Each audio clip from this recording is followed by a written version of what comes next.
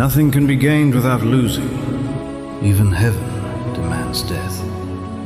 Because everything that becomes you comes at the cost of something you used to be.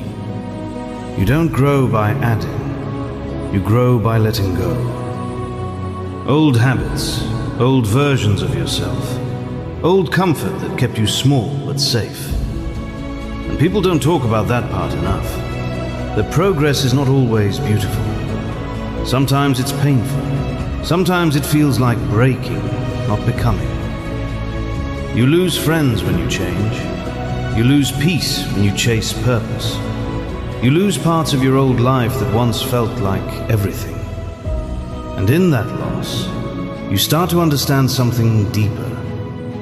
Nothing meaningful is ever free. Even faith, even heaven, comes with sacrifice. A version of you has to die for a better one to live. So if it feels like you're losing everything right now, maybe you're not falling apart. Maybe you're just becoming something that your old life can't carry anymore.